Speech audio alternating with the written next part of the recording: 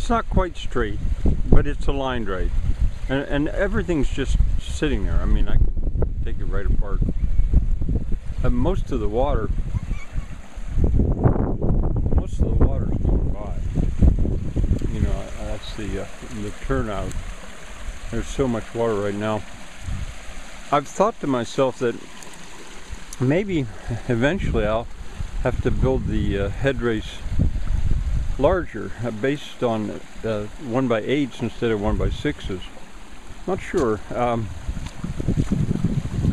This is an unusually large flow because it's so rainy. Here's the cribbing. Don't actually need that up here at the top. Probably I'll just come right off the ground for that first for those first two trough sections.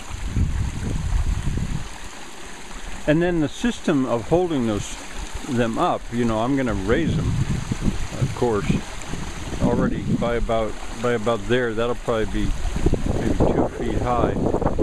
It'll be well, they're sort of built ready to go. What goes underneath is our boards like this, and that slot right there is where the upright board will go, and it'll fit into that. And then this is to take the bracing this way, and then bracing the other way will go to that. That'll the stop to receive the braces the other way. At least that's kind of the plan.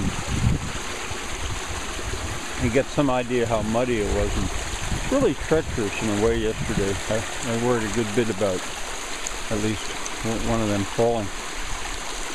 The little wheel is just a toy. You know, it's just there.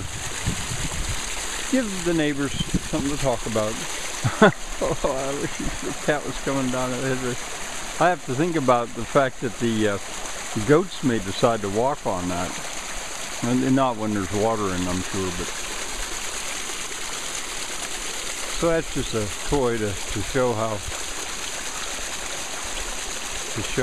it could turn something.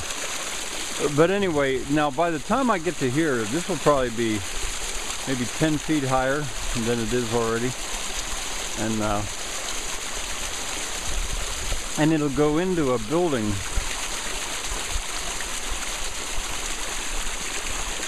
It'll go into a building, a small building right there. And the wheel pit has dug. Last year with his little backhoe, I had my neighbor dig out a wheel pit. And the wheel pit's there, and just past the cat was an experimental water wheel I made that failed, but I might be able to use that for a hub for now, for this first wheel. This first wheel may be 14, 16 feet high. Now after it comes off that, it'll go down and go over another quite high water wheel. And from the top of this building, if you can imagine it, from the greatest height, I'll take it straight down, maybe in a penstock, to drive something really fast. So anyway, that's the plan. This is the cantilever that I was talking about. I put those blocks there. Well, I just wasn't sure, but this is a work in progress, of course. And there's more of those timbers to bring over, and there's a whole bunch down there. When it's dry enough, I'll drag them over there. Now, one other thing I wanted to mention. Do you see that the vegetation changes right over there? There's some kind of ferns. I had spoken earlier about speciation as an indicator of archaeological features. That may be the case there. All right, there it is.